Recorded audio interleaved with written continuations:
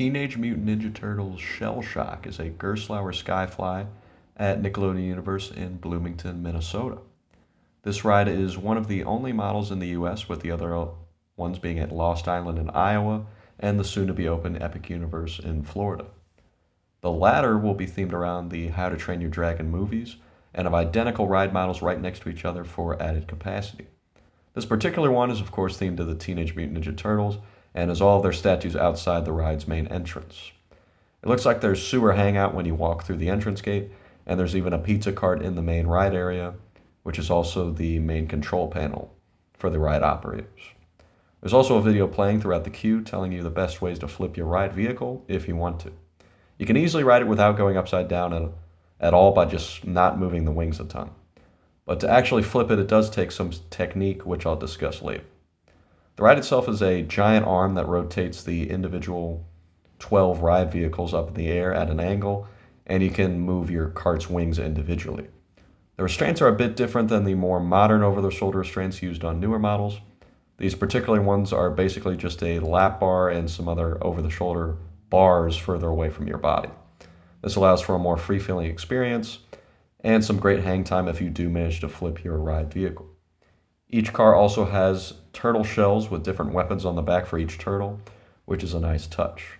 This is a bit of a slow loader given the capacity of only 12 people at a time, but you can cut down your weight a bit if you are a single rider, since they're always looking to fill every seat. Now that we got the basic info out of the way, let's see how it rides.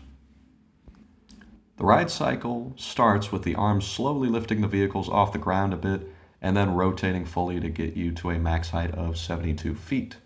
This is when you should start rocking your body back and forth while also pushing the wings down as you rock to that side.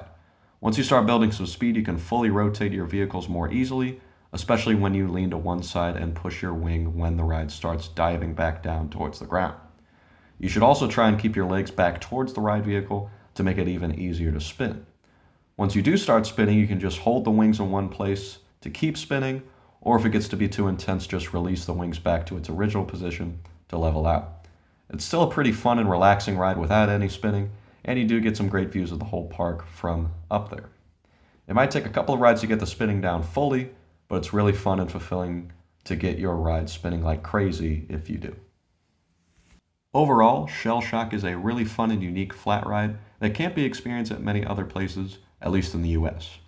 Obviously, these are actually pretty common in Europe, but I do wish more of these would pop up in the US in the coming years.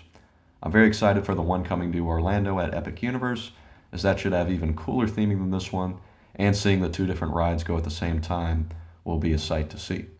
As for this one, I've actually heard this is one of the easier models to spin due to it being indoors with no wind, so it would be a great practice run for the ones coming to Orlando. This is easily one of my favorite rides in Nickelodeon Universe, and very re-rideable to see how many times you can flip. It's honestly my second favorite flat ride I've ever done, only behind Catwoman Whip at my home park of Six Flags St. Louis, which also has its own separate review on this channel. Be sure to subscribe for more content and be on the lookout for more coaster reviews and other theme park videos in the near future.